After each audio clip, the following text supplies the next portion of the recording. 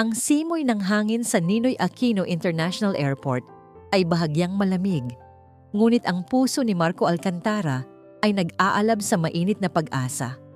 Kakatapos lang niyang iuwi ang pinakamimithi niyang gintong medalya mula sa isang prestihiyosong kompetisyon sa pagluluto sa Italia, isang patunay ng kanyang husay bilang chef at may-ari ng lumalagong chain ng restaurant na Sarap Buhay.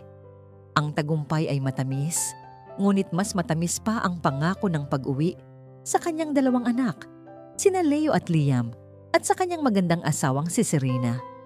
Imaginary na naiisip na niya ang mainit na yakap ng kambal, ang ngiti ni Serena, at ang hapunan na siguradong inihanda niya upang ipagdiwang ang kanyang pagdating. Ang biyahe mula sa airport patungo sa kanilang lumang, malaking bahay na may istilong Espanyol sa Quezon City ay napuno ng sari-saring alaala at kagalakan. Si Marco ay halos hindi mapakali. Tinitingnan ang bawat sulok na nilalampasan, habang ang mga imahe ng kanyang mga anak na naglalaro sa hardin ay sumasayaw sa kanyang isipan. Ang bahay na yon ay saksi sa maraming tawanan, masasarap na amoy ng pagkain at mga kwentuhan. Ito ang kanilang kanlungan, ang kanilang mundo. Kung gusto mong makinig sa mga kwentong nilikha ni Inday Andrea, mag-comment lang po.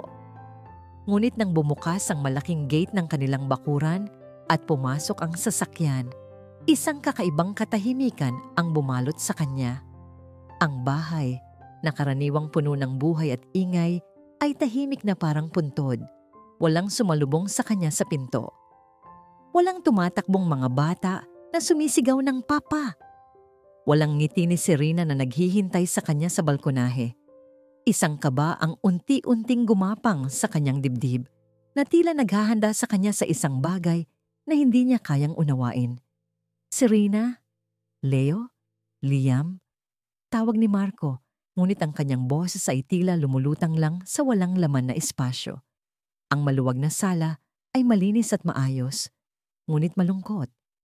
Ang mga larawan nila sa pader ay nakangiti, ngunit ang kasalukuyan ay tila nagtatago ng isang malalim na lihim. Biglang, mula sa likod ng kusina, lumitaw si Manang Celia, ang matanda nilang katiwala. Ang kanyang mga mata ay nagpapakita ng labis na pag-aalala at pagkalito. Ang kanyang balikat ay tila may pasanin. Sir Marco, bulong niya, ang kanyang boses ay nanginginig. Hindi ito ang karaniwang masiglang manang Celia na sasalubong sa kanya ng may mainit na ngiti at haplos. Manang, nasaan si Serena at ang mga bata? Bakit ang tahimik? Tanong ni Marco, ang kaba sa kanyang dibdib ay lalong lumalala. Si Ma'am Serena po. Umalis po sandali. Sagot ni Manang Celia, umiiwas sa kanyang tingin. Pero ang mga bata po, hindi ko po alam, sir. Ang sagot ni Manang Celia ay lalo lamang nagdagdag sa pagkalito ni Marco. Hindi mo alam. Paanong hindi mo alam? Hindi ba't ikaw ang kasama nila? Nagpakita ng labis na takot ang mukha ni Manang Celia. Sir, matagal na po akong hindi pinapayagan ni Ma'am Serena na lumapit sa mga bata. Lalo na po sa silong. Sinabihan niya po ako na huwag kong gagalawin ang pinto doon. Ang kanyang tinig ay halos hindi na marinig.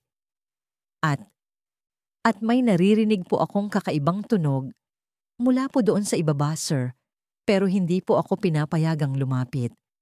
Ang mga salitang iyon ay parang malamig na batong bumagsak sa dibdib ni Marco. Silong! Bakit doon? Bakit hindi pinapayagan si Manang Celia? Ang mga piraso ng palaisipan ay nagsisimulang magkabit, bumubuo ng isang larawan na ayaw niyang tanggapin. Ang matagumpay na chef na kahapon lang ay pinalakpakan ng libu-libong tao ay unti-unting nawawala, napapalitan ng isang ama na pinangingibabawan ng matinding pangamba. Hindi na nagtanong pa si Marco. Isang malamig na ulap ang bumalot sa kanyang isipan at ang tanging naririnig niya ay ang mabilis na tibok ng kanyang puso. Tumakbo siya patungo sa pintuan ng silong na karaniwang ginagamit lamang bilang storage area para sa mga lumang kagamitan. Naroon ang pinto. Matibay at nakakandado. Kinalampag niya ang pinto, ngunit walang sagot. Ang bawat kaba sa kanyang dibdib ay nagbabala ng isang trahedya. Isang malakas na lakas ang nagtulak sa kanya upang sirain ang kandado. Bumukas ang pinto at isang amoy ng luma at amag ang sumalubong sa kanya, kasama ng nakakapanindig balahibong lamig. Ang silong ay karaniwang madilim, ngunit may isang sulok na mas madilim pa. Isang lumang wine rack ang nakaharang sa isang bahagi ng dingding. Isang kakaibang intuwisyon ang gumabay kay Marco. Itinulak niya ang wine rack. Sa likod nito, doon nakatago. Isang maliit, halos hindi nakikitang pinto, gawa sa manipis na kahoy at nakasara. Hindi niya inisip ang kandado. Hinampas niya ito ng kanyang balikat at sa ikalawang beses, bumukas ang pinto. Ang tanawin sa loob ay bumura sa lahat ng kanyang tagumpay. Sa lahat ng kanyang kagalakan, nawala ang lahat. Ang kanyang mundo ay gumuho sa isang iglap, sa loob ng isang maliit, madilim at mamasamasang kwarto na halos walang sapat na hangin. Nakakita siya ng dalawang maliit na katawan na nakayakap sa isa't isa, nakakulong sa isang sulok. Sila Leo at Liam, ang kanyang mga anak. Ngunit hindi na sila ang masisigla at mapaglarong kambal na 7 taong gulang na iniwan niya ilang linggo na ang nakakaraan. Ang kanilang balat ay manipis, halos butot balat. Ang kanilang mga mata, na karaniwang puno ng kislap at pagtataka, ay malalim, walang buhay, at tila nakatingin sa kawalan. Ang kanilang damit ay marumi at punit-punit. Ang kanilang mga labi ay tuyo at bitak-bitak. Leo, Liam, bulong ni Marco, ngunit ang boses niya ay halos hindi lumabas. Lumuhod siya, ginapang ang distansya. Halos hindi makapaniwala sa kanyang nakikita. Niyakap niya ang dalawa at ang init ng kanilang katawan ay halos hindi niya maramdaman.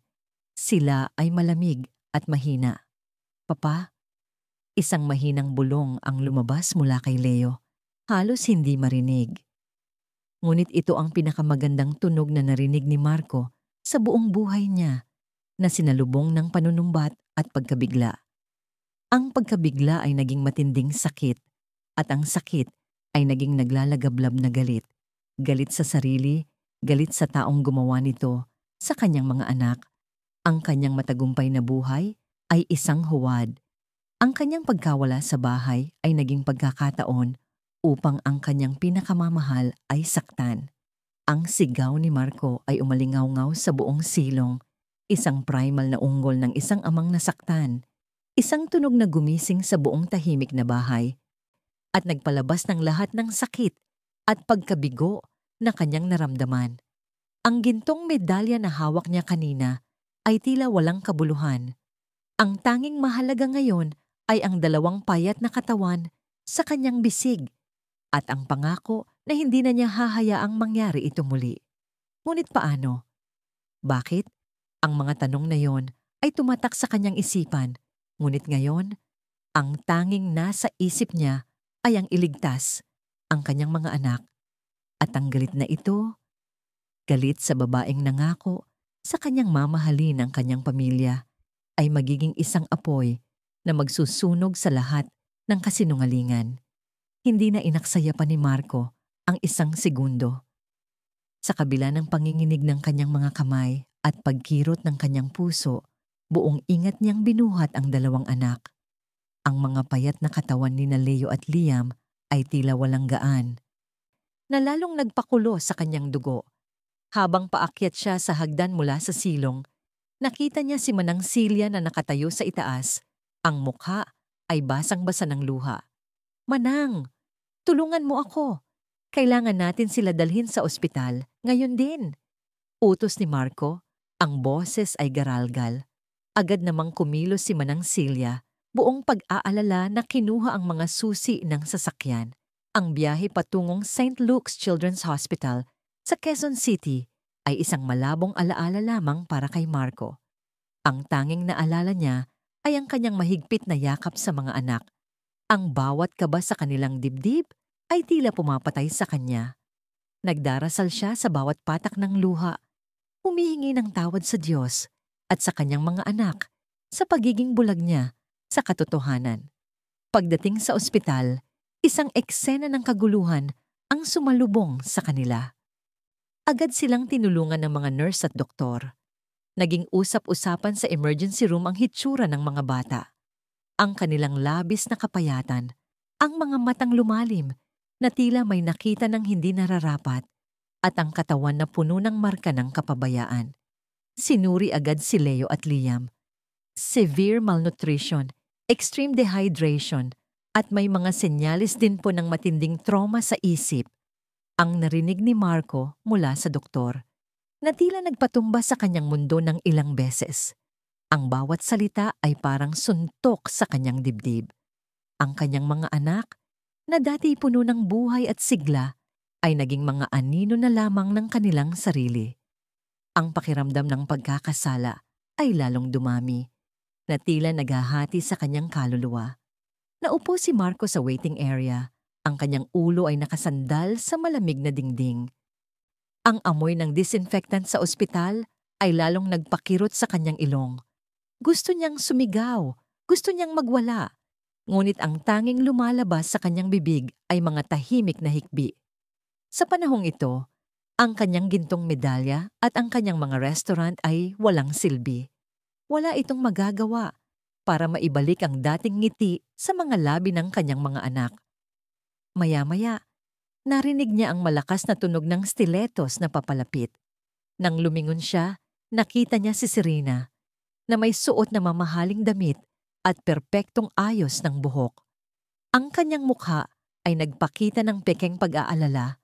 Ang kanyang mga mata ay tila naglalaman ng mga luha na hindi lumalabas. Marco, anong nangyari sa mga bata? Nabalitaan ko. Nagmadali akong pumunta dito. Bakit hindi mo ako tinawagan agad? Tanong ni Serena. Ang kanyang boses ay may bahid ng pagmamalaki sa kabila ng pagtatago ng pagkakasala. Niyakap niya si Marco, ngunit ang yakap niya ay malamig at walang pakiramdam. Walang salitang lumabas mula sa bibig ni Marco. Ang kanyang mga mata ay nakatitig sa mukha ni Serena. Sinusubukang basahin ang kanyang kalooban. Ngunit ang tanging nakita niya ay ang isang maskara, isang perpektong balat kayo na nagtatago ng isang napakalalim na kasamaan. Nasaan ang mga bata? Tanong ni Serena. Sinubukan niyang lumakad patungo sa emergency room. Huwag kang lalapit sa kanila. Sigaw ni Marco na ikinagulat hindi lamang ni Serena, kundi pati na rin ng mga taong nasa paligid. Ang kanyang boses ay puno ng galit at sakit. Huwag na huwag mong dudungisan ang kanilang presensya ng iyong kasamaan. Ang maskara ni Serena ay unti-unting nabasag. Ang kanyang mga mata ay kumislap sa galit. Anong sinasabi mo, Marco? Nag-aalala lang ako sa mga anak natin. Sila Leo at Liam ay matitigas ang ulo. Kailangan lang nila ng disiplina. Gusto ko lang silang turuan na maging masunurin. Hindi nila pinapakinggan ang sinasabi ko. Ang mga salitang yon ay tila nagbukas ng isang kanal ng galit sa puso ni Marco. Disiplina? Ang kanyang mga anak ay halos mamatay sa ilalim ng kanyang pangangalaga at ang tanging nasasabi niya ay disiplina. Disiplina? Ang ginawa mo sa kanila ay hindi disiplina, Serena. Ito ay pagpapahirap. Ito ay kasamaan. Sinira mo sila. Sinira mo ang buhay ng mga anak ko. Sigaw ni Marco. Halos mawalan na siya ng kontrol. Hinawakan niya ang balikat ni Serena. Ang kanyang mga mata ay puno ng apoy. Nagsimulang magpalagay si Serena. Pilit na kumakawala. Bitawan mo ako, Marco. Hindi mo alam ang sinasabi mo. Sila lang ang may kasalanan. Sila ang hindi sumusunod. Kailangan nilang matuto. Matuto? Matuto sa ano, Serena? Sa takot? Sa sakit?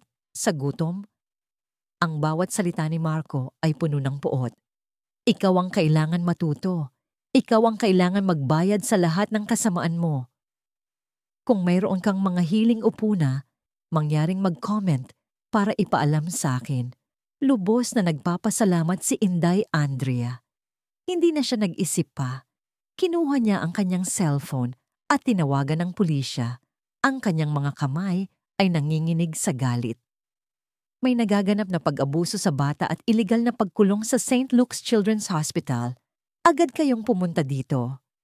Sa loob lamang ng ilang minuto, dumating ang mga pulis. Ang kaguluhan sa emergency room ay lalong lumala.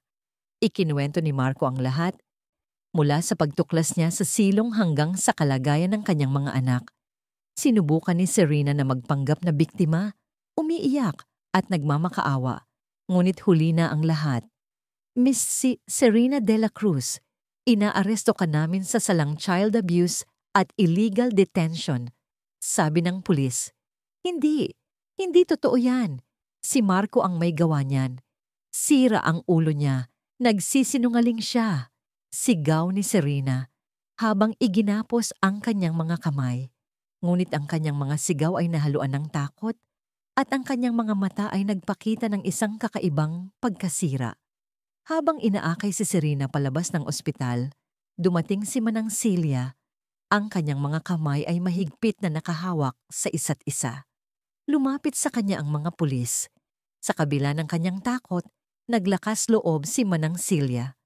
Sir Ma'am, ako po si Manang Celia, ang katiwala sa bahay ni Sir Marco, sabi niya. Ang kanyang boses ay nanginginig, ngunit may determinasyon. Matagal na pong pinagbawalan ni Ma'am Serena na lumapit ako sa mga bata, lalo na po sa silong. Nitong mga nakaraang buwan, lagi po akong nakakarinig ng mahihinang iyak mula sa ibaba. At minsan po ay mga malakas na pagbagsak ng kung anuman. Kinakabahan po ako palagi, pero takot po akong lumabag sa utos ni Ma'am Serena. Ang bawat salita ni Manang Celia ay nagbigay ng kumpirmasyon sa mga kaso laban kay Serena. Ang kanyang matagal nang tinatagong takot ay ngayon ay naging sandata ng katotohanan. Ang kanyang testimonya ay nagbigay ng linaw sa kadiliman na nagbunyag sa bahagi ng kalupitan ni Serena na hindi nakikita ng iba. Naiwan si Marco na nakatingin sa kawalan. Ang kanyang puso ay puno ng paghihinayang at matinding galit. Ang araw na dapat ay puno ng kagalakan dahil sa kanyang tagumpay ay naging araw ng pagbagsak ng kanyang mundo. Ngunit sa likod ng lahat ng sakit, may isang maliit na apoy ng pag-asa na nagliliyab. Ang kanyang mga anak ay ligtas na at ang katarungan ay nagsisimula pa lamang. Ang laban ay mahaba pa, ngunit hindi na siya magiging bulag. Hindi na niya hahayaang may makasakit pa sa kanyang mga anak. Ang mundo ni Marco ay hindi pa rin bumabalik sa dati nitong ayos. Ang bawat sandali ng katahimikan sa loob ng ospital ay napupuno ng mga boses ng kanyang mga anak sa silong, ang kanilang paghingi ng tulong at ang kanyang sariling sigaw ng galit at sakit. Si Serena, ang babaeng minahal niya at pinagkatiwalaan ng kanyang pamilya, ay nakakulong na. Ngunit ang pag-aresto ay simula pa lamang ng isang mas malalim na bangungot. Sa isang pribadong silid sa St. Luke's, matapos makita ang kanyang mga anak na nakatulog na, bagamat may bahid pa rin ng takot sa kanilang mga mukha, naupo si Marco kasama ang kanyang matalik na kaibigan at abogado mula pa noong kanilang kabataan, si Attorney Rafael Reyes. Si Rafael, na may pinong ngunit matatag na mukha at mga mata na puno ng simpatya, ay tahimik na nakinig sa bawat detalye ng pahayag ni Marco. Hindi ko maintindihan, Rafa. Bulong ni Marco, ang kanyang boses ay garalgal. Paano niya nagawa ito? Paano ako naging bulag ng ganito katagal? Ang akala ko ay mahal niya ang mga anak ko. Hinawakan ni Rafael ang balikat ni Marco. Marco, huwag mong sisihin ang sarili mo. Ang mga taong tulad ni Serena, sila ay mga eksperto sa panlilinlang. Pero sisiguraduhin nating makukuha niya ang hustisya na nararapat. Nagsimula ang masusing investigasyon. Hindi lamang ang mga pulis ang kumilos, kundi pati na rin ang pribadong investigador na kinontrata ni Rafael. Hinukay nila ang nakaraan ni Serena de la Cruz. At ang bawat piraso ng impormasyon ay unti-unting bumubuo ng isang nakakakilabot na larawan. May nakita kaming pattern, Marco, Paliwanag ni Rafael sa isang pulong nila makalipas ang ilang araw. Si Serena ay may kasaysayan ng pagmamanipula sa kanyang mga dating karelasyon. Meron siyang nakabinbing kaso dati sa isang dating kasintahan na sinubukan niyang ipabilanggo dahil lang sa hindi nito pagsunod sa kanyang kagustuhan. Mayroon din siyang dating employer na inakusahan niya ng pagnanakaw na kalaunan ay napatunayang gawa-gawa lang niya. Ang lahat ng ito ay may iisang tema: control. Kailangan niyang kontrolin ang lahat ng nasa paligid niya at kapag hindi niya nakukuha ang gusto niya, gagamit siya ng kahit anong paraan para makuha iyon, kahit pasirain ang reputasyon o buhay ng iba. Ang mga salitang yon ay parang matutulis na kutsilyo na humihiwa sa puso ni Marco. Naalala niya ang ilang pagkakataon na sinubukan niyang pag-usapan ang pagiging masyadong mahigpit ni Serena sa mga bata. Ngunit lagi siyang pinapaniwala nito na para iyon sa ikabubuti ng kambal. Naalala niya ang pagtatago ni Serena sa ilang tawag mula sa mga kaibigan ni Elena na sinasabi niyang ayaw makipag-ugnayan ni Elena. Noon, inakala niyang pag-aalala lang iyon ni Serena. Ngunit ngayon, bawat alaala ay may bagong kahulugan. Kinapanayam ulit si Manang Celia at sa pagkakataong ito, mas matapang na siyang magsalita. Ang pagiging ligtas na ni Leo at Liam ay nagbigay sa kanya ng lakas. Naalala ko po, Sir Marco, simula ni Manang Celia, ang kanyang boses ay medyo mahina pa rin, ngunit mas matatag kaysa dati. Noong buhay pa po si Ma'am Elena, madalas po siyang sinisiraan ni Ma'am Serena. Sasabihin po ni Ma'am Serena na tamad si Ma'am Elena, na hindi marunong mag-alaga ng mga bata, na masyado siyang malungkutin at pabigat. Ang dami pong sinasabi ni Ma'am Serena na masasamang bagay tungkol kay Ma'am Elena. Kaya unti-unti po, parang nahihiwalay si Ma'am Elena sa lahat. Nanginginig ang mga kamay ni Marco. Ano pa, Manang? Si Ma'am Elena po. Alam niyo naman po, sir, may pinagdadaanan siya, depression. Pero si Ma'am Serena po, sa halip na tulungan, mas lalo pa pong pinapalala ang kanyang sitwasyon. Sasabihin niya na wala lang yon, na drama lang, na nagpapapansin lang si Ma'am Elena. Minsan po, nakikita ko, palihim na itinatago ni Ma'am Serena ang mga gamot ni Ma'am Elena. Tapos sasabihin niya kay Ma'am Elena na nakainom na ito. Akala ko po noon ay pagkalimot lang ni Ma'am Elena. Pero ngayon ko po naiintindihan. Huminto si Manang Celia. Ang kanyang mga mata ay puno ng takot at paghihinayang. Tapos po, iyong nangyari kay Ma'am Elena. Yung pagkahulog niya sa hagdan. Sabi ni Ma'am Serena, aksidente lang daw po, na nahilo si Ma'am Elena at nadulas.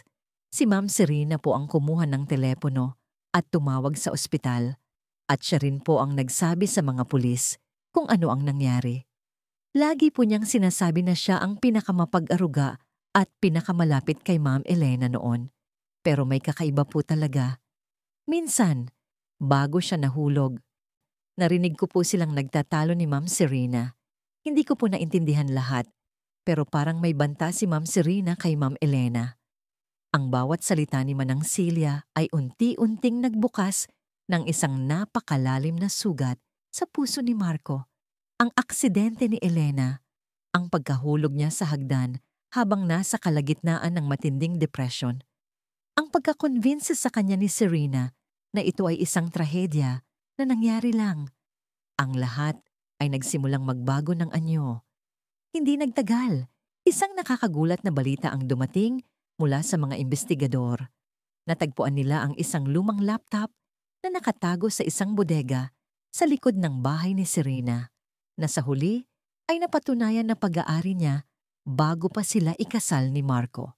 Sa loob ng laptop na yon, may mga nakatagong electronic diary at mga deleted messages na na-recover ng forensic experts. Ang nilalaman ng mga dokumentong yon ay nagbigay ng huling sipa sa puso ni Marco. Ang mga electronic diary entries ay puno ng pagkamuhi at pagkainggit ni Serena kay Elena. Isinulat niya kung paano niya sinimulang ihiwalay si Elena sa kanyang mga kaibigan at pamilya. nagpapadala ng mga pekeng mensahe, nagpapalit ng mga appointment at nagkakalat ng maling impormasyon. Isinulat niya kung paano niya sinadya na magtatanim ng duda sa isip ni Elena. Sinasabi rito na walang nagmamahal sa kanya, na pabigat lang siya, na mas mabuti pang mawala na lang siya. Ang mga ito ay nagdulot ng malalim na paglala ng depression ni Elena, na lalong nagpakalat ng kawalan ng pag-asa sa kanyang kalooban. Ngunit ang pinakakakilabot na natuklasan ay ang mga serye ng mensahe sa isang dating kaibigan ni Serena, na ngayon ay handang magsalita matapos malaman ang mga ginawa ni Serena sa mga bata. Ibinunyag ng mga mensahe na hindi lamang sinadya ni Serena na itago ang mga gamot ni Elena, kundi binago rin niya ang mga ito, binabawasan ng dosis o pinapalitan ng mga placebo, na lalong nagpapahina sa kalagayan ng isip ni Elena. May isang partikular na mensahe kung saan ipinagmamalaki ni Serena ang kanyang master plan na tanggalin si Elena para makuha ang lahat. At ang gabi ng aksidente, may isang entry sa diary ni Serena na malinaw na naglalarawan ng kanyang intensyon. Nagsimula silang magtalo ni Elena sa tuktok ng hagdan. Pinagtulakan niya si Elena, sinasamantala ang pagkahina at kawalan nito ng balanse, hanggang sa mawalan ito ng kontrol at tuluyang mahulog. Hindi niya tinulungan si Elena agad. Hinintay niya lang na humina ang pulso nito bago tumawag ng tulong para magmukha siyang biktima na sumasagip. Ang pagkamatay ni Elena ay hindi isang simpleng aksidente, kundi isang kalkuladong plano, isang gawa ng pagmamanipula at pagpapabaya na layunin lamang ay agawin ang kanyang lugar bilang asawa at ina. Bumagsak ang buong mundo ni Marco. Ang kanyang mga kamay ay nanginginig habang binabasa ang mga patunay ng kasamaan ni Serena.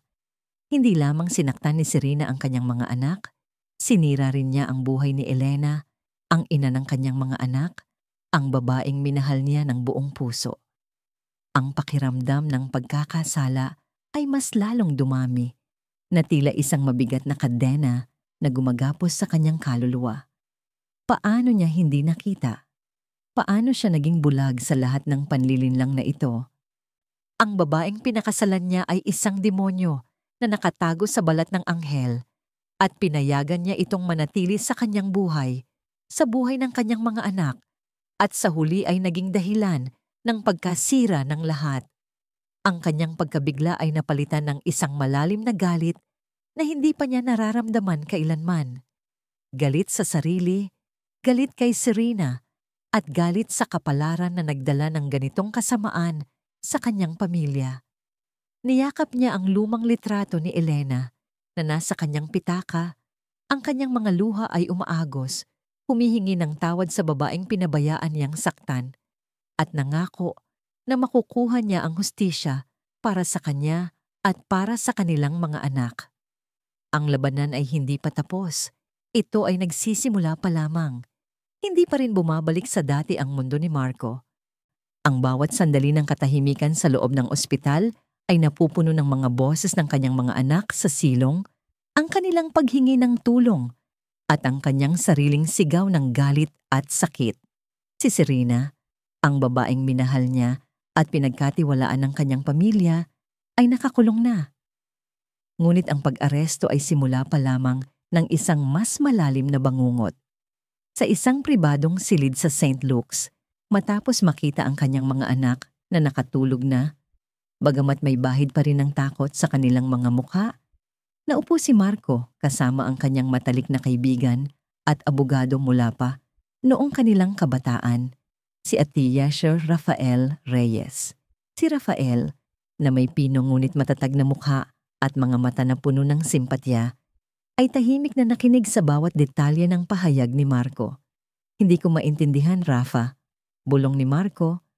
Ang kanyang boses ay garalgal. "Paano niya nagawa ito? Paano ako naging bulag ng ganito katagal? Ang akala ko ay mahal niya ang mga anak ko." Hinawakan ni Rafael ang balikat ni Marco. "Marco, huwag mong sisihin ang sarili mo. Ang mga taong tulad ni Serena, Sila ay mga eksperto sa panlilinlang, pero sisiguraduhin nating makukuha niya ang hustisya na nararapat.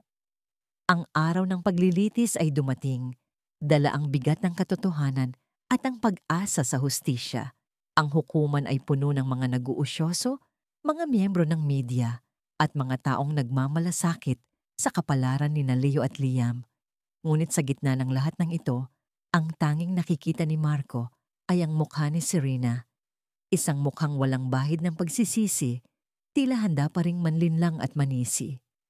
Nakaupo siya sa bangko ng akusado, matikas pa rin. Ang kanyang mga mata ay naniningkit sa galit tuwing sasalubong ang tingin nila. Si Serena ay kinasuhan ng pang-aabuso sa bata, illegal na pagkulong, at homicide by manipulation and neglect para sa pagkamatay ni Elena. Isang natatanging kaso sa batas ng Pilipinas na nagpapakita ng paggamit ng malisyosong impluwensya at kapabayaan na nagresulta sa kamatayan. Ang bawat salita ay parang suntok sa puso ni Marco, ngunit ang pangako sa kanyang mga anak at kay Elena ay nagbigay sa kanya ng lakas.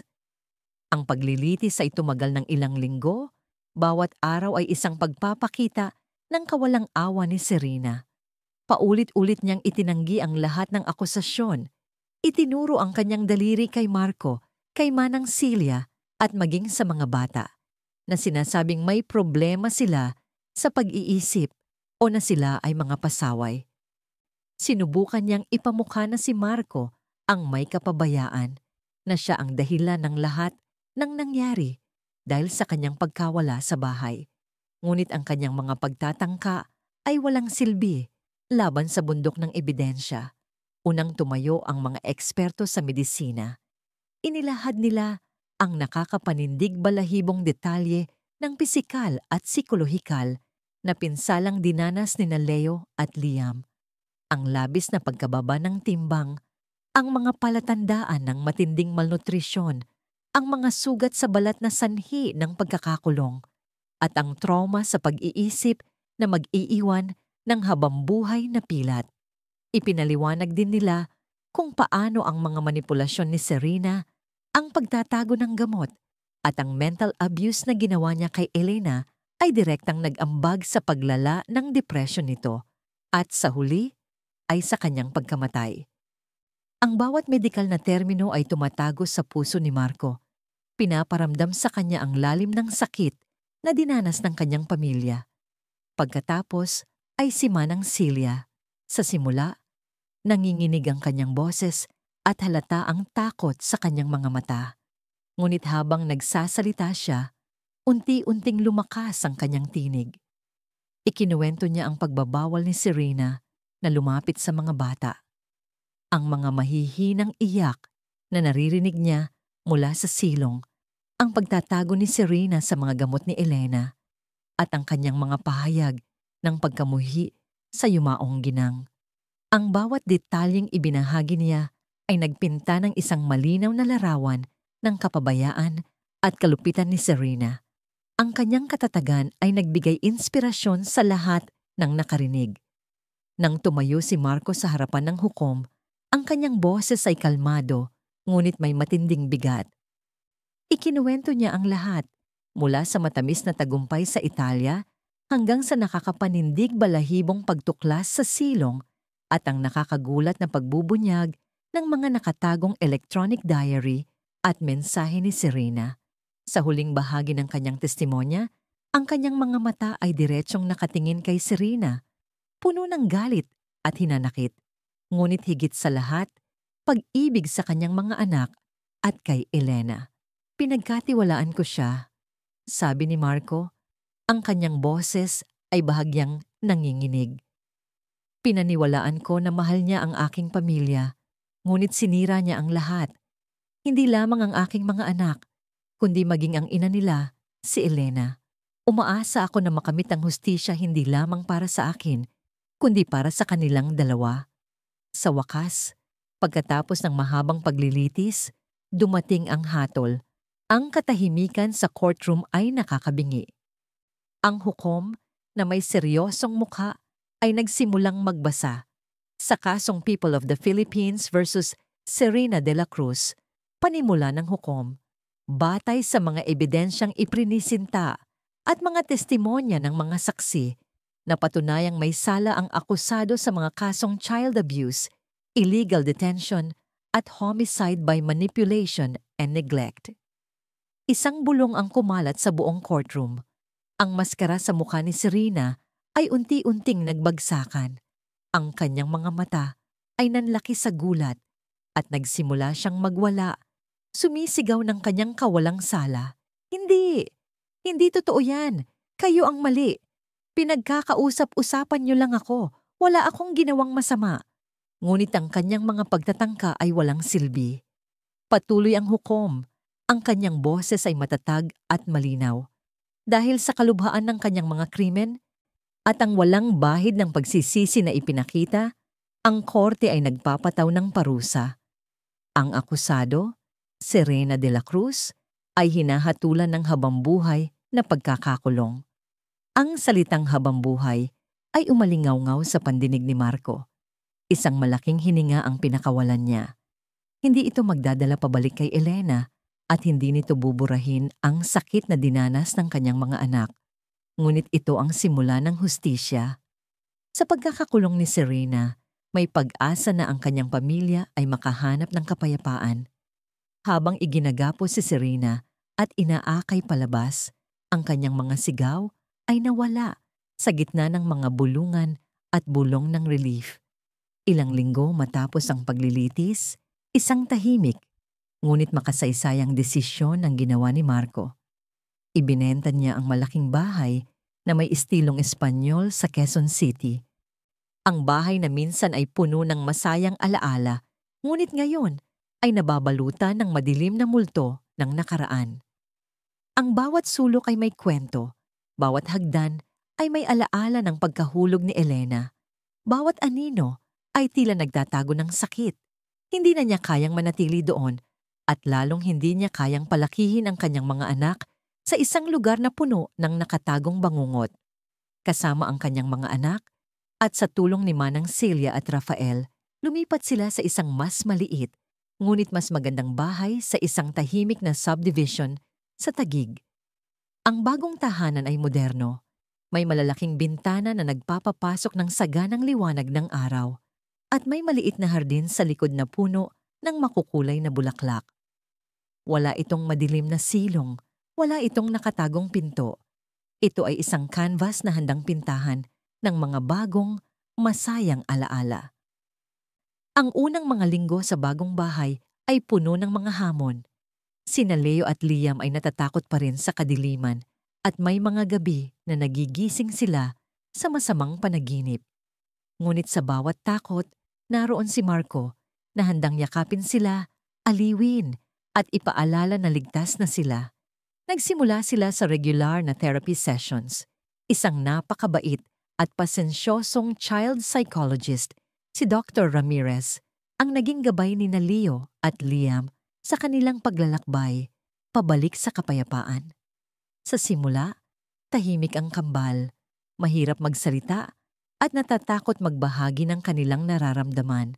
Ngunit sa paglipas ng panahon at sa tulong ng play therapy at art therapy, unti-unti silang bumukas. Si Marco ay aktibo ring lumahok na naging boses para sa kanyang mga anak sa mga oras na hindi pa sila handang magsalita. Hindi lang ang mga anak niya ang nakatanggap ng therapy. Si Marco mismo ay sumailalim sa sarili niyang sessions, kasama ang isang therapist na tumulong sa kanya na harapin ang kanyang matinding trauma, ang pakiramdam ng pagkakasala sa pagiging bulag sa kasamaan ni Serena, at ang matinding kalungkutan sa pagkawala ni Elena. Nalaman niya na ang pagpapatawad sa sarili ay kasing halaga ng pagpapatawad sa iba. Natuto siyang iproseso ang kanyang galit at gawing positibong enerhiya para sa kanyang mga anak. Ang pagiging ama ang naging bagong pinakatampok na tungkulin ni Marco. Ang dating abogadong chef na laging nasa kitchen o naglalakbay ay ngayon ay isang buong panahong ama. Siya ang gumigising sa mga bata, naghahanda ng kanilang pagkain. Hindi na ang mga komplikadong dishes na nagpanalo sa kanya ng medalya. kundi mga simpleng putahe na puno ng sustansya at pagmamahal. Natuto siyang magluto ng iba't ibang uri ng gulay na paborito ni Leo at Liam at sinisiguro na laging may prutas sa kanilang mesa.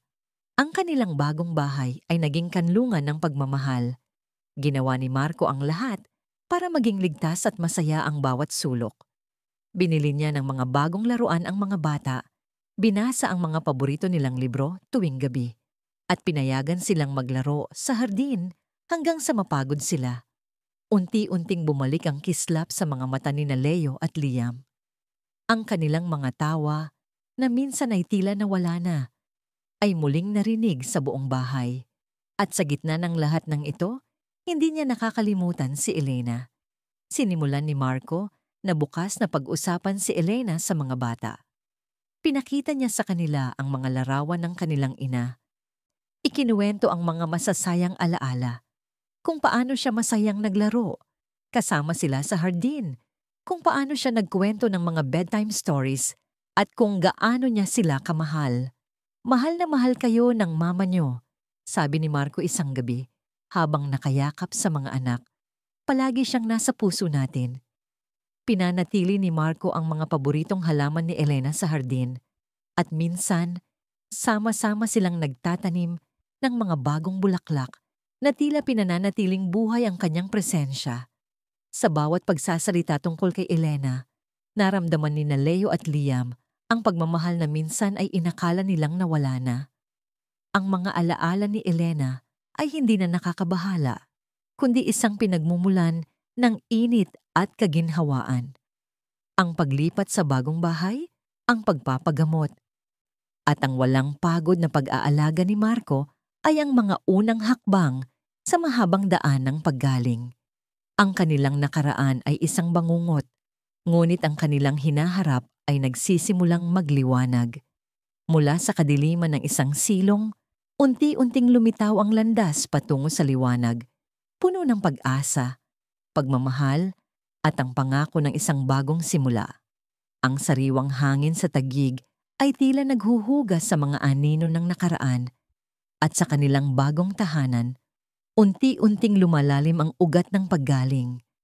Maraming buwan na ang lumipas mula nang matapos ang paglilitis, at sa bawat araw na lumilipas, nakikita ni Marco ang pagbabago sa kanyang mga anak. Sina Leo at Liam ay hindi pa lubos na nakakalimot sa bangungot ng silong. May mga gabi pa ring nagigising sila sa takot. Ngunit ang kislap sa kanilang mga mata ay muling nagbabalik. Mas maliwanag at mas matatag kaysa dati. Hindi na sila ang mga payat at takot na bata. Sila ay mga naghahanap ng paraan upang maipahayag ang kanilang sarili, upang muling tuklasin ang sarap ng buhay. Si Liam, ang mas tahimik sa kambal, ay natagpuan ng kanyang kapayapaan sa mundo ng sining. Sa simula, ang kanyang mga guhit ay madilim, halo-halong kulay abo, itim, at mga kulay na tila nagtatago ng sikreto. Isang tapat na paglalarawan ng kanyang mga alaala sa silong. Ngunit sa bawat pagbisita kay Dr. Ramirez, ang kanilang child psychologist, at sa bawat lambing at pag-unawa ni Marco, unti-unting nagbago ang palette ni Liam. Ang kanyang mga papel ay nagsimulang mapuno ng maliliwanag na kulay. Matingkad na asul para sa kalangitan na minsan niyang pinangarap. Nagliliyab na dilaw para sa sikat ng araw na ngayon ay bumubulwak sa kanilang mga bintana, at sariwang berde para sa mga dahon sa kanilang bagong hardin. Iginuhit niya ang mga ibon na malayang lumilipad, mga malalaking puno na nagbibigay lilim, at mga masayang batang naglalaro sa ilalim ng buwan. Minsan, iginuhit niya ang isang babaeng may mahabang buhok at mapagmahal na ngiti. Si Elena, ang kanilang ina, na tila nakabantay sa kanila mula sa ulap. Ang sining ay naging kanyang boses, isang tulay upang maipahayag ang mga damdamin na hindi pa niya kayang sabihin. Sa bawat stroke ng brush, unti-unting nabubura ang madilim na bahagi ng kanyang nakaraan at napapalitan ng pag-asa. Samantala, si Leo, na mas masigla at palabati, ay natagpuan ang kanyang kalayaan sa pamamagitan ng mga salita. Nagsimula siyang magsulat ng mga maiikling kwento na sa simula ay tungkol sa mga batang nawawala at natatakot sa dilim. Ngunit habang gumagaling siya, nagbago rin ang kanyang mga tema. Isinulat niya ang tungkol sa mga batang bayani na nagtutulungan upang daigin ang isang masamang mangkukulam, sa mga mahiwagang hayop na nagbibibigay ng pag-asa sa mga nawawalan, at sa mga pamilyang muling nagkakasama matapos ang mahabang pagsubok. Ang kanyang mga kwento ay puno ng aral tungkol sa katapangan, pagkakaibigan, at ang kahalagahan ng pagmamahal. Tuwing gabi, babasahin niya ang kanyang mga gawa kay Marco at Liam. Ang kanyang boses ay puno ng sigla at ang kanyang mga mata ay nagliliwanag. Papa, ito po ang kwento ng isang batang drago na natakot lumipad. Pero sa tulong ng kanyang kaibigang ibon, natuklasan niya ang kanyang lakas. Sabi niya isang gabi, habang nakayakap si Marco sa kanila. Ang bawat kwento ay hindi lamang imahinasyon. Ito ay isang salamin ng kanyang sariling paglalakbay. Pinagmamasdan ni Marco ang kanyang mga anak, at sa bawat guhit ni Liam at bawat salita ni Leo, nakikita niya ang himala ng paggaling. Ang mga sugat ay naroon pa rin, ngunit ang mga ito ay hindi na ang nagtatakda sa kanila. Ang sakit ay nagiging bahagi ng kanilang pagkatao, ngunit ngayon ay may kasama ng lakas at pag-asa. Ang kanilang paggaling ay nagbigay ng bagong inspirasyon kay Marco, na unti-unting naghahanap ng sarili niyang paraan para magpatuloy, hindi lamang bilang isang ama, kundi bilang isang tao na may mas malalim na layunin. Matagal na panahon ding inilaan ni Marco ang kanyang sarili sa pagpapagaling ng kanyang mga anak. Ang kanyang mga restaurant ay pinamahalaan ng kanyang mga loyal na staff, ngunit ang kanyang puso ay malayo sa kusina. Ngayon, habang nakikita niyang lumalakas at nagiging mas masaya ang kanyang mga anak, nagsimulang bumalik ang pagnanasa niya sa pagluluto. Ngunit hindi na ito tulad ng dati. Ang kanyang mga tagumpay sa Italia, ang mga parangal na natanggap niya, lahat iyon ay tila nawala ng saysay sa harap ng kanyang nakaraang karanasan. Naisip niya ang pangalan ng kanyang restaurant, Sarap Buhay. Dati, ito ay tungkol sa masasarap na pagkain, sa karangyaan, sa pagtikim ng pinakamagandang handa na para lamang sa may kaya. Ngunit ngayon, ang Sarap Buhay ay may mas malalim na kahulugan. Ito ay tungkol sa pagmamahal, sa pag-aalaga, sa pagbibigay ng nutrisyon, hindi lang sa katawan, kundi pati na rin sa kaluluwa. Ito ay tungkol sa pagbabahagi ng kasiyahan sa pagkain at ang paggamit ng kanyang talento upang makatulong sa mga nangangailangan, lalo na sa mga bata. Isang umaga, habang nag-iisip, biglang nagkaroon si Marco ng isang ideya. Tinawagan niya ang kanyang manager at ang kanyang head chef. Gusto kong baguhin ang isang bahagi ng flagship restaurant. Sabi niya, ang kanyang boses ay puno ng determinasyon. Gusto kong gawin itong isang lugar kung saan ang mga bata, lalo na ang mga kapuspalad, ay makakahanap ng pag-asa, kung saan matututo silang magmahal ng pagkain at kung saan makakakuha sila ng masustansyang pagkain. Ang kanyang mga staff ay nagulat sa simula, ngunit nang ipaliwanag ni Marco ang kanyang pananaw, agad silang sumuporta. Binago nila ang isang bahagi ng Sarap Buhay sa isang maliwanag at makulay na espasyo. Pininturahan nila ang mga pader ng masayang kulay, naglagay ng mga mabababang mesa at upuan para sa mga bata, at isang maliit na reading corner na puno ng mga libro. Ito ay tinawag niyang Munting Kusina ng Pag-asa, isang lugar na puno ng saya at oportunidad. Doon, inilunsad niya ang mga libreng cooking classes para sa mga batang nangangailangan. Lumapit siya sa mga orphanage, mga komunidad na may mahihirap na pamilya, at mga organisasyon para sa mga inabusong bata. Si Marco mismo ang nagtuturo na may matinding pasensya at pagmamahal, tulad ng pagtuturo niya sa kanyang mga anak. Itinuro niya sa mga bata kung paano magluto ng simple ngunit masustansyang pagkain, tulad ng arroz caldo na may gulay, ginataang gulay, at mga malulusog na dessert tulad ng fruit salad na may yogurt. Hindi lamang sila natutong magluto, kundi nagkaroon din sila ng pagkakataong makaramdam ng pagmamahal at pag-aalaga na para sa marami sa kanila ay bihirang maranasan. Ang tawanan at sigawan ng mga bata sa kusina ay ang pinakamagandang musika para kay Marco na bumubura sa kanyang mga nakaraang pait. Bukod sa mga klase, ginawa rin ni Marco ang restaurant bilang isang sentro ng donasyon ng pagkain. Ang mga sobrang masustansyang sangkap at mga luto na hindi nabenta ay inihanda niya at ng kanyang staff at ipinamamahagi sa mga nangangailangan. Nakipag-ugnayan sila sa iba't ibang charity organizations at local government units, LGU, para makarating ang tulong sa mga bata at pamilyang labis na nangangailangan ng nutrisyon. Ang bawat kahon ng pagkain na kanilang ipinapadala ay may kasamang pag-asa na nagpapaalala sa lahat na hindi sila nag-iisa. Ito ay kanyang munting paraan upang harapin ang kinabukasan, isang paraan upang siguruhin na hindi na muling makakaranas ng gutom at kawalan ang ibang mga bata tulad ng naranasan ni Leo at Liam.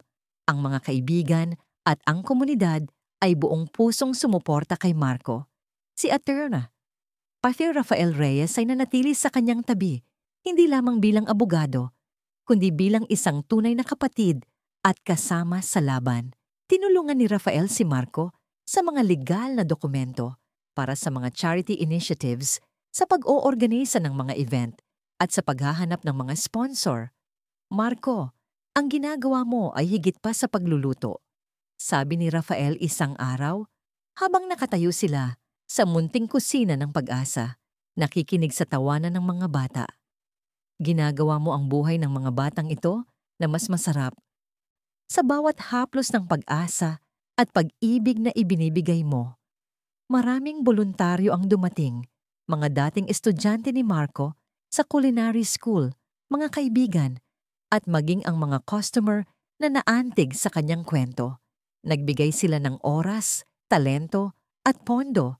Ang sarap buhay ay hindi na lamang isang chain ng restaurant. Ito ay naging simbolo ng pag-asa, pagmamahal, at pagbabagong buhay para sa komunidad. Nakikita ni Marco ang kanyang mga anak na masaya sa munting kusina ng Pag-asa, kasama ang ibang mga bata, nagluluto, nagtatawanan, at nagbabahagi ng mga kwento. Ang mga guhit ni Liam, na puno ng liwanag at kulay, ay nakadisplay na sa dingding, at ang mga kwento ni Leo ay binabasa ng mga bata na may paghanga. Ang mga sugat ng nakaraan ay naroon pa rin, ngunit ang mga ito ay natatakpan na ng mga kulay ng pag-asa, ng mga tunog ng tawanan, at ng mga amoy ng masasarap na pagkaing niluto na may pagmamahal. Ang kanyang sariling paggaling ay nakita niya sa mga ngiti ng mga bata at sa paglilingkod sa kanila. Ang pait ng nakaraan ay naging matamis na pagnanais na magbigay, na magbahagi, at muling bigyang kahulugan ang tunay na ibig sabihin ng sarap buhay. Ang sariwang hangin sa Taguig ay tila naghugasan na sa mga anino ng nakaraan, at sa kanilang bagong tahanan, unti-unting lumalalim ang ugat ng paggaling. Maraming buwan na ang lumipas mula nang matapos ang paglilitis, at sa bawat araw na lumilipas, nakikita ni Marco ang pagbabago sa kanyang mga anak. Sina Leo at Liam ay hindi pa lubos na nakakalimot sa bangungot ng silong. May mga gabi pa ring nagigising sila sa takot, ngunit ang kislap sa kanilang mga mata ay muling nagbabalik, mas maliwanag at mas matatag kaysa dati. Hindi na sila ang mga payat at takot na bata.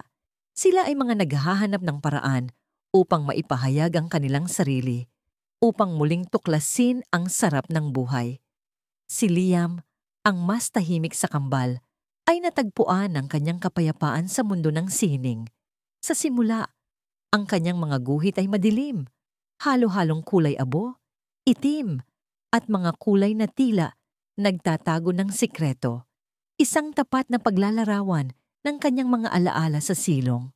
Ngunit sa bawat pagbisita kay Dr. Ramirez, ang kanilang child psychologist, at sa bawat lambing at pag-unawa ni Marco, unti-unting nagbago ang palet ni Liam. Ang kanyang mga papel ay nagsimulang mapuno ng maliliwanag na kulay. Matingkad na asul para sa kalangitan na minsan niyang pinangarap, nagliliyab na dilaw para sa sikat ng araw na ngayon ay bumubulwak sa kanilang mga bintana. At sariwang berde para sa mga dahon sa kanilang bagong hardin. Iginuhit niya ang mga ibon na malayang lumilipad, mga malalaking puno na nagbibigay lilim, at mga masayang batang naglalaro sa ilalim ng buwan. Minsan, iginuhit niya ang isang babaeng may mahabang buhok at mapagmahal ng ngiti, si Elena, ang kanilang ina, na tila nakabantay sa kanila mula sa ulap. Ang sining ay naging kanyang boses, isang tulay upang maipahayag ang mga damdamin na hindi pa niya kayang sabihin. Sa bawat stroke ng brush, unti-unting nabubura ang madilim na bahagi ng kanyang nakaraan at napapalitan ng pag-asa. Samantala, si Leo, na mas masigla at palabati, ay natagpuan ang kanyang kalayaan sa pamamagitan ng mga salita. Nagsimula siyang magsulat ng mga maiikling kwento na sa simula ay tungkol sa mga batang nawawala at natatakot sa dilim. Ngunit habang gumagaling siya, nagbago rin ang kanyang mga tema. Isinulat niya ang tungkol sa mga batang bayani na nagtutulungan upang daigin ang isang masamang mangkukulam sa mga mahiwagang hayop na nagbibibigay ng pag-asa sa mga nawawalan at sa mga pamilyang muling nagkakasama matapos ang mahabang pagsubok. Ang kanyang mga kwento ay puno ng aral tungkol sa katapangan, pagkakaibigan, at ang kahalagahan ng pagmamahal. Tuwing gabi, babasahin niya ang kanyang mga gawa kay Marco at Liam. Ang kanyang boses ay puno ng sigla at ang kanyang mga mata ay nagliliwanag. Papa, ito po ang kwento ng isang batang dragon na natakot lumipad. Pero sa tulong ng kanyang kaibigang ibon, natuklasan niya ang kanyang lakas. Sabi niya isang gabi, habang nakayakap si Marco sa kanila, ang bawat kwento ay hindi lamang imahinasyon. Ito ay isang salamin ng kanyang sariling paglalakbay. Pinagmamasdan ni Marco ang kanyang mga anak at sa bawat guhit ni Liam at bawat salita ni Leo, nakikita niya ang himala ng paggaling. Ang mga sugat ay naroon pa rin, ngunit ang mga ito ay hindi na ang nagtatakda sa kanila. Ang sakit ay nagiging bahagi ng kanilang pagkatao, ngunit ngayon ay may kasama ng lakas at pag-asa. Ang kanilang paggaling ay nagbigay ng bagong inspirasyon kay Marco, na unti-unting naghahanap ng sarili niyang paraan para magpatuloy, hindi lamang bilang isang ama, kundi bilang isang tao na may mas malalim na layunin. Matagal na panahon ding inilaan ni Marco ang kanyang sarili sa pagpapagaling ng kanyang mga anak. Ang kanyang mga restaurant ay pinamahalaan ng kanyang mga loyal na staff, ngunit ang kanyang puso ay malayo sa kusina. Ngayon, habang nakikita niyang lumalakas at nagiging mas masaya ang kanyang mga anak, nagsimulang bumalik ang pagnanasa niya sa pagluluto. Ngunit hindi na ito tulad ng dati. Ang kanyang mga tagumpay sa Italia, ang mga parangal na natanggap niya, lahat iyon ay tila nawala ng saysay sa harap ng kanyang nakaraang karanasan. Naisip niya ang pangalan ng kanyang restaurant, Sarap Buhay. Dati, ito ay tungkol sa masasarap na pagkain, sa karangyaan, sa pagtikim ng pinakamagandang handa na para lamang sa may kaya. Ngunit ngayon, ang Sarap Buhay ay may mas malalim na kahulugan. Ito ay tungkol sa pagmamahal, sa pag-aalaga, sa pagbibigay ng nutrisyon hindi lang sa katawan, kundi pati na rin sa kaluluwa. Ito ay tungkol sa pagbabahagi ng kasiyahan sa pagkain at ang paggamit ng kanyang talento upang makatulong sa mga nangangailangan, lalo na sa mga bata. Isang umaga, habang nag-iisip, biglang nagkaroon si Marco ng isang ideya. Tinawagan niya ang kanyang manager at ang kanyang head chef. Gusto kong baguhin ang isang bahagi ng flagship restaurant. Sabi niya, ang kanyang boses ay puno ng determinasyon. Gusto kong gawin itong isang lugar kung saan ang mga bata, lalo na ang mga kapuspalad, ay makakahanap ng pag-asa kung saan matututo silang magmahal ng pagkain at kung saan makakakuha sila ng masustansyang pagkain. Ang kanyang mga staff ay nagulat sa simula, ngunit nang ipaliwanag ni Marco ang kanyang pananaw, agad silang sumuporta. Binago nila ang isang bahagi ng sarap buhay sa isang maliwanag at makulay na espasyo. Pininturahan nila ang mga pader ng masayang kulay, naglagay ng mga mabababang mesa at upuan para sa mga bata, at isang maliit na reading corner na puno ng mga libro. Ito ay tinawag niyang munting kusina ng pag-asa, isang lugar na puno ng saya at oportunidad. Doon, inilunsad niya ang mga libreng cooking classes para sa mga batang nangangailangan. Lumapit siya sa mga orphanage, mga komunidad na may mahihirap na pamilya, at mga organisasyon para sa mga inabusong bata. Si Marco mismo ang nagtuturo na may matinding pasensya at pagmamahal, tulad ng pagtuturo niya sa kanyang mga anak. Itinuro niya sa mga bata kung paano magluto ng simple ngunit masustansyang pagkain, tulad ng arroz caldo na may gulay, ginataang gulay, at mga malulusog na dessert tulad ng fruit salad na may yogurt. Hindi lamang sila natuto magluto, kundi nagkaroon din sila ng pagkakataong makaramdam ng pagmamahal at pag-aalaga na para sa marami sa kanila ay bihirang maranasan. Ang tawanan at sigawan ng mga bata sa kusina ay ang pinakamagandang musika para kay Marco na bumubura sa kanyang mga nakaraang pait. Bukod sa mga klase, ginawa rin ni Marco ang restaurant bilang isang sentro ng donasyon ng pagkain. Ang mga sobrang masustansyang sangkap at mga luto na hindi nabenta ay inihanda niya at ng kanyang staff at ipinamamahagi sa mga nangangailangan.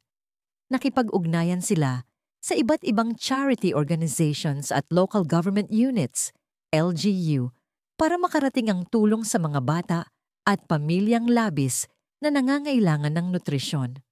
Ang bawat kahon ng pagkain na kanilang ipinapadala ay may kasamang pag-asa na nagpapaalala sa lahat na hindi sila nag-iisa. Ito ay kanyang munting paraan upang harapin ang kinabukasan. Isang paraan upang siguruhin na hindi na muling makakaranas ng gutom at kawalan ng ibang mga bata tulad ng naranasan ni Leo at Liam. Ang mga kaibigan at ang komunidad ay buong pusong sumuporta kay Marco. Si Atienzo Rafael Reyes ay nanatili sa kanyang tabi, hindi lamang bilang abogado, kundi bilang isang tunay na kapatid at kasama sa laban. Tinulungan ni Rafael si Marco sa mga legal na dokumento para sa mga charity initiatives, sa pag-oorganisa ng mga event, at sa paghahanap ng mga sponsor. Marco, ang ginagawa mo ay higit pa sa pagluluto, sabi ni Rafael isang araw, habang nakatayo sila sa munting kusina ng pag-asa, nakikinig sa tawanan ng mga bata. Ginagawa mo ang buhay ng mga batang ito na mas masarap sa bawat haplos ng pag-asa at pag-ibig na ibinibigay mo. Maraming voluntaryo ang dumating, mga dating estudyante ni Marco sa culinary school, mga kaibigan, at maging ang mga customer na naantig sa kanyang kwento. Nagbigay sila ng oras, talento, at pondo. Ang sarap buhay ay hindi na lamang isang chain ng restaurant. Ito ay naging simbolo ng pag-asa, pagmamahal, at pagbabagong buhay para sa komunidad. Ang paglawak ng sarap buhay para sa mga bata ay naging higit pa sa inaasahan ni Marco. Mula sa isang munting kusina, lumaki ito at naging isang ganap na programa na may regular na pondo mula sa mga pribadong individual, korporasyon at maging sa mga ahensya ng gobyerno na naantig sa misyon nito. Ang mga espesyal na programa ng culinary therapy ay idinisenyo para sa mga batang biktima ng pang-aabuso, kung saan ang pagluluto ay ginawang tulay para sa kanilang emosyonal na paggaling. Ang pagmamasa ng daw ay naging outlet para sa naipong galit at frustrations. Ang paggupit ng gulay ay nagturo ng focus at pasensya. At ang paghahanda at pagbabahagi ng pagkain ay nagbigay sa kanila ng pakiramdam ng pagiging kabilang at pagtitiwala, mga damdamin na matagal nang nawala sa kanilang buhay. Sa gitna ng lahat ng ito, hindi na lamang tagamasid sina Leo at Liam, sila ay aktibong bahagi ng proyekto. Si Liam, na dating nanginginig sa takot, ay naging mas malaya sa kanyang sining. Ang kanyang mga guhit, na puno ng buhay at kagalakan, ay hindi lamang nagdekorasyon sa mga dingding ng restaurant at ng munting kusina ng pag-asa, kundi ginamit din sa mga promotional materials ng proyekto. Ang kanyang sining ay naging inspirasyon, isang paalala na mula sa kadiliman, maaaring bumangon ng liwanag.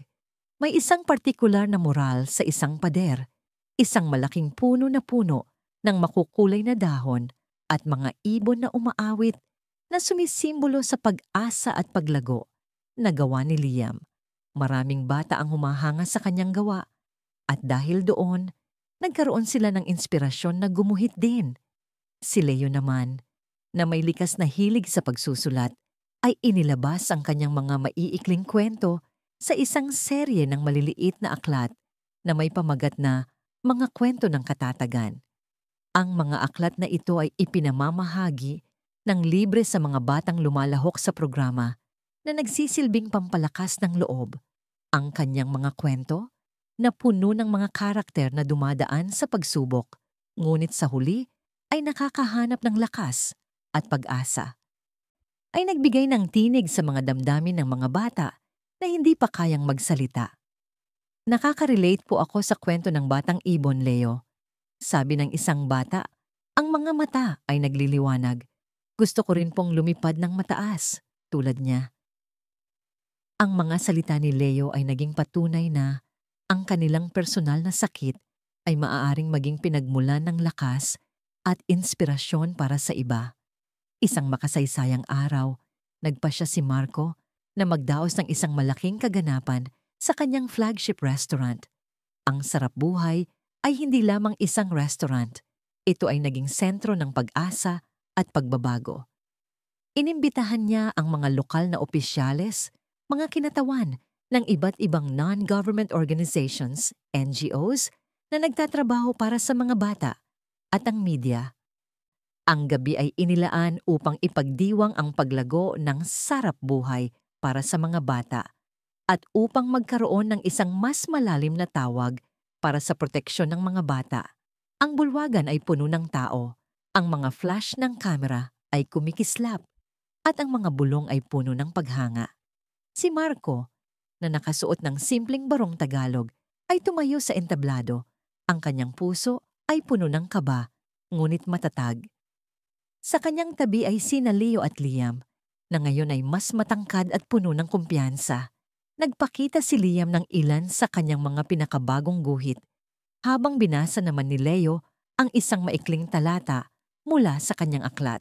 Ang kanilang presensya ay nagbigay ng bigat sa bawat salitang sasabihin ni Marco. Nagsimulang magsalita si Marco, ang kanyang boses ay kalmado, ngunit may bigat. Magandang gabi po sa inyong lahat, simula niya. Marahil ay marami sa inyo ang nakakaalam ng aking kwento, ng kwento ng aking pamilya. Isang kwento ng pagbagsak, ng sakit, at ng kadiliman. Huminga siya ng malalim. Ang kanyang mga mata ay lumipad, patungo kina Leo at Liam, at pagkatapos ay sa kalangitan, na tila naghahanap ng koneksyon kay Elena. Naranasan ng aking mga anak ang isang bangungot na hindi ko kailanman nais iparana sa sinumang bata. Ang gutom, ang takot, ang pagkakakulong, mga sugat na mananatili sa kanila habang buhay. Ang courtroom ay tahimik, ang lahat ay nakikinig sa bawat salita. Ngunit mula sa pinakamadilim na sandali ng aming buhay, mayroong bumangon na liwanag. Patuloy ni Marco, ang Sarap Buhay para sa mga bata ay hindi lamang isang proyekto. Ito ay isang pangako. Isang pangako na hindi na muling hahayaang maranasan ng ibang bata ang aming naranasan.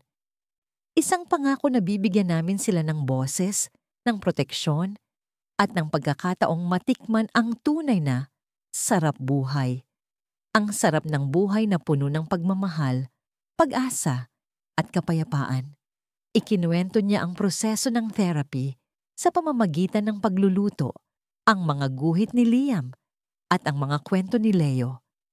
Binigyang diin niya kung paano ang sining at pagsusulat ay naging daan para sa kanyang mga anak upang iproseso ang kanilang trauma at maging inspirasyon para sa iba. Ang sakit ay hindi naglaho. Sabi niya, ang kanyang tinig ay lumalalim sa emosyon. Ngunit ang sakit na yon ay ngayon ay nagiging lakas. Naging inspirasyon upang ipaglaban ang mga batang walang biningan, ang mga batang biktima ng pang-aabuso sa buong bansa. Sa huli, ang kanyang mga mata ay diretsong tumingin sa mga opisyales at mga kinatawan ng media. Hinihimok ko kayong lahat, sabi ni Marco, ang kanyang boses ay puno ng pagnanais. Sumama kayo sa amin. Maging boses natin ang bawat bata na inabuso. Maging kamay natin ang bawat bata na nangangailangan ng pagkain at pag-aalaga. Suportahan natin ang mga programa na nagbibigay ng pag-asa at paggaling. Hindi na tayo maaaring maging bulag. Hindi na tayo maaaring maging tahimik. Ang bawat bata ay may karapatan sa isang buhay na puno ng pag-asa, pagmamahal, at sarap buhay. Isang matagal na palakpakan ang sumambulat sa buong bulwagan at marami ang hindi napigilan ng pagluha. Ang kwento ni Marco, na ibinahagi ng buong katapatan at tapang, ay umantig sa puso ng lahat. Ang kanyang personal na trahedya ay naging isang pambansang panawagan para sa proteksyon ng mga bata. Ang kanyang pagdurusa ay naging isang di malilimutang pamana ng habag na nagbigay inspirasyon sa marami na kumilos at gumawa ng pagbabago. Mula sa kanyang mga anak at mula sa kanyang sariling sakit, bumangon ng isang lider na hindi lamang nagpapakain ng katawan, kundi nagpapagaling din ng kaluluwa. Ang laban ay mahaba pa, ngunit ang simula ng pagbabago ay nagsimula na, at ito ay pinangungunahan ng isang ama na natuto na ang tunay na tagumpay ay matatagpuan sa pagmamahal at paglilingkod. Ang sariwang hangin sa Taguig ay hindi lamang naghugasan sa mga anino ng nakaraan, kundi nagdala na rin ng bagong buhay. 10 taon na ang lumipas mula nang matuklasan ni Marco ang bangungot sa silong. 10 taon ng hirap, pagpapagaling, at walang katapusang pag-asa. Ngayon, ang mga batang sina Leo at Liam ay hindi na mga payat at takot na bata. Sila ay matatangkad na binata, may malalim na mga mata na nagtatago ng mga kwento, ngunit may kislap ng kumpiyansa at pagnanais na mamuhay ng buo. Ang mga pilat ng nakaraan ay naroon pa rin sa kanilang mga alaala, sa kanilang pag-iingat, ngunit ang mga pilat na ito ay naging mapagkukunan ng pambihirang lakas at empatya. Si Liam, na minsang tahimik at takot, ay naging isang kilalang pintor. Matapos niyang ipagpatuloy ang kanyang pag-aaral sa isang prestihiyosong kolehiyo ng sining, ang kanyang mga obra ay nagsimulang magpakita sa mga galeriya, hindi lamang sa Pilipinas, kundi maging sa iba't ibang panig ng mundo. Ang kanyang sining ay isang direktang refleksyon ng kanyang paglalakbay, mula sa mga madilim at mapanglaw na kulay na naglalarawan ng kanyang nakaraan. Ang kanyang palet ay lumipat sa mas makulay at nagbibigay buhay na mga tanawin, mga pader ng isang orphanage na pininturahan niya ng makulay na mga figura, mga mural na nagpapakita ng mga batang naglalaro sa ilalim ng buwan, at mga portrait na puno ng pag-asa. Ang kanyang sining ay hindi lamang nagpapaganda, ito ay nagpapagaling. Sa bawat brushstroke, na ipapadama niya ang kahalagahan ng pagmamahal, ng pagpapatawad, at ng pagtuklas ng liwanag matapos ang kadiliman. Ang kanyang mga kabilang sa mga bata na kanyang pininturahan ay tila nagpapahayag ng kanyang sariling boses na nagsasabing, "Hindi ka nag-iisa." Ang bawat kislap sa kanyang mga mata habang ipinipinta niya ang kanyang canvas ay naglalahad ng isang kaluluwang natagpuan ang kapayapaan sa pamamagitan ng paglikha. Si Leo naman, na laging may kwento sa kanyang isipan, ay naging isang mahusay na manunulat. Ang kanyang mga libro ay hindi lamang nakasentro sa piksyon. Ang kanyang mga akda ay madalas na humuhugot ng inspirasyon mula sa kanyang sariling karanasan, nagbibigay ng boses sa mga biktima ng pang-aabuso at nagtatampok ng mga kwento ng katatagan at pagbangon.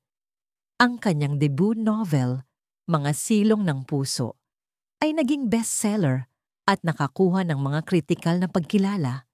Ito ay isang nakakapanindig balahibong kwento ng isang batang nakulong sa sarili niyang takot. Ngunit sa huli ay natuklasan ang kanyang lakas sa pamamagitan ng suporta at pagmamahal. Ang kanyang mga karakter ay puno ng puso at pag-asa. Nagbibigay ng inspirasyon sa mga mambabasa na harapin ang kanilang sariling mga demonyo. Ang kanyang mga akda ay hindi lamang simpleng mga kwento. Ito ay mga pag-asa, mga gabay, at mga paalala na kahit sa pinakamadilim na sandali, mayroong laging liwanag na naghihintay na matuklasan. Ang kanyang bawat salita ay may timbang, at ang bawat pahina ay nagdadala ng mensahe ng empatiya at pagnanais na magbigay ng pag-asa. Ang sarap buhay para sa mga bata ay lumago ng higit pa sa inaasahan ni Marco. Mula sa isang simpleng advokasya, ito ay naging isang pambansang organisasyon na may mga sangay sa iba't ibang rehiyon ng Pilipinas. Nagkaroon sila ng mga malalaking kampanya para sa child protection, mga programa sa nutrisyon, at mga proyekto na nagbibigay ng psychosocial support sa mga batang biktima ng pang-aabuso. Si Marco, na dating chef lamang, ay naging isa sa mga pinakamahalagang boses sa pagtataguyod ng karapatan ng mga bata. Siya ay madalas na inimbitahan sa mga pandaigdigang kumperensya, sa mga sesyon ng Kongreso, at sa mga pagpupulong ng United Nations Children's Fund, UNICEF, kung saan ibinabahagi niya ang kanyang kwento at ang misyon ng sarap buhay para sa mga bata. Ang kanyang bawat talumpati ay puno ng emosyon at pag-asa na nagbibigay inspirasyon sa mga politiko, sa mga leader ng komunidad, at sa ordinaryong mamamayan na kumilos para sa kapakanan ng mga bata. Ang kanyang determinasyon ay walang kapantay, na tila hinuhugot niya ang kanyang lakas mula sa bawat ngiti ng mga batang natulungan niya. Isang espesyal na gabi ang sumapit sa flagship restaurant ng Sarap Buhay sa Taguig, ang pagdiriwang ng ika-10 anibersaryo ng Sarap Buhay para sa mga bata. Ang restaurant, na dating simbolo ng karangyaan, ay ngayon ay puno ng mga dekorasyong gawa ng mga bata, mga larawan ng mga proyekto, at ang masiglang tawanan ng mga bisita. Ito ay isang testamento sa pagbabago, sa paggaling, at sa lakas ng komunidad. Ang mga pamilya ng mga batang natulungan, mga voluntaryo, mga miyembro ng media, at mga kaibigan ni Marco ay naroon upang ipagdiwang ang milestone na ito. Si Marco, na ngayon ay may ilang uban na sa buhok, ngunit may mas matatag na presensya, ay nakaupo sa isang mesa sa gitna ng bulwagan, kasama sina Leo at Liam. Ang kanilang mga ngiti ay tunay, ang kanilang mga mata ay nagliliwanag. Sa kanyang tabi ay si Manang Celia, na ngayon ay mas matanda na, ngunit masigla pa rin at puno ng pagmamahal. Ang kanyang mga mata ay puno ng pagmamalaki habang pinagmamasdan niya ang kanyang mga apo na lumaki ng malakas at may kakayahan. Sir Marco, bulong ni Manang Celia habang hinawakan niya ang kamay ni Marco. Sabi ko na po, darating ang araw na magiging masaya kayong muli. Ngumiti si Marco at pinisil ang kamay ni Manang Celia, isang tahimik na pagpapasalamat para sa kanyang walang katapusang katapatan at pagmamahal. Habang pinagmamasdan ni Marco ang kanyang mga anak, ang kanyang isipan ay lumipad pabalik sa nakaraan. Naalala niya ang araw na natuklasan niya ang mga ito sa silong, ang sakit, ang takot, ang galit. Ngunit ngayon, sa bawat tawa, sa bawat ngiti, sa bawat tagumpay ni Leo at Liam, naramdaman niya ang presensya ni Elena. Hindi bilang isang multo ng nakaraan, kundi bilang isang anghel na nagbabantay, isang inspirasyon na nagbibigay ng lakas. Ang bawat obra ni Liam, ang bawat salita ni Leo, Ang bawat batang natulungan ng sarap buhay para sa mga bata. Lahat ng ito ay di maikakailang pamana ni Elena. Ang kanyang pag-ibig na nagpapatuloy sa pamamagitan nila. Elena, bulong ni Marco sa hangin, tingnan mo ang ating mga anak. Ligtas sila, masaya sila. Ipinagmamalaki ko sila at alam kong ipinagmamalaki mo rin sila. Ang isang luha ay lumandas sa kanyang pisngi. Isang luha ng kalungkutan na halo ng kagalakan. Kung gusto mong makinig sa mga kwentong nilikha ni Inday Andrea, mag-comment lang po. Sa pagtatapos ng gabi, ang isang espesyal na tradisyon ay ipinagpatuloy. Sama-samang pumasok si Marco, Leo at Liam sa munting kusina ng Pag-asa. Ang kanilang mga staff ay naroon din, nakangiti at handang tumulong. Ngunit sa pagkakataong ito, hindi para sa isang leksyon o isang donasyon. Ito ay para sa kanila, para sa isang bagong simula. Ngayong gabi, simula ni Marco habang nakatayo sa harap ng malaking cutting board. Lulusin tayo ng isang bagong putahe, isang putahe na sumisimbolo sa ating paglalakbay. Hinanda ni Leo ang mga sariwang sangkap, mga prutas, mula sa kanilang hardin, mga gulay na galing sa mga komunidad na tinulungan nila, at mga pampalasa na nagmula sa iba't ibang rehiyon ng Pilipinas. Si Liam naman ang nagdisenyo ng plating, isang artistikong paglalagay ng pagkain na nagpapakita ng kagandahan ng bawat sangkap. Ang putahe na ito ay tinatawag nating pag-asa at paghilom, paliwanag ni Marco. Ang bawat sangkap ay may kwento. Ang mga gulay ay sumisimbolo sa ating mga ugat, sa ating pinanggalingan. Ang mga prutas ay sumisimbolo sa tamis ng tagumpay at paggaling. At ang mga pampalasa, ito ang ating mga karanasan, ang ating mga sugat, na ngayon ay nagbibigay ng kakaibang lasa sa ating buhay. Nagtrabaho sila ng sama-sama bilang isang pamilya, isang ama, at ang kanyang mga anak na pinagbuklod hindi lamang ng dugo, kundi ng mga pagsubok, ng pag-ibig at ng isang bagong layunin. Ang mainit na amoy ng niluluto nila ay kumalat sa buong kusina, isang amoy na puno ng pag-asa, pagmamahal at katatagan. Ito ay ang lasa ng nakaraan, ng kasalukuyan, at ng isang kinabukasan na puno ng pag-asa. Nang matapos ang putahe, inilagay nila ito sa gitna ng mesa, isang obra maestra ng lasa at sining. Ito ay hindi lamang pagkain, ito ay isang salaysay. Ang kanilang kwento. Sila Leo at Liam, kasama si Marco, ay magkatabi, nakatingin sa kanilang nilikha. Ang kanilang mga mata ay nagtagpo, at sa bawat tingin, mayroong isang tahimik na pag-unawa, isang pangako na mananatili silang magkasama, gaano man kalalim ang sugat, gaano man kahaba ang daan. Sila ay hindi lamang nakaligtas, sila ay lumago. At ang kanilang biyahe mula sa kadiliman ay nagbigay ng isang di malilimutang pamana ng pag-asa, habag at walang hanggang pag-ibig. Ang kanilang kwento ay isang buhay na patunay na sa bawat pagbagsak, mayroong laging pagkakataon upang muling bumangon at upang magbigay ng tunay na lasa ng buhay sa iba.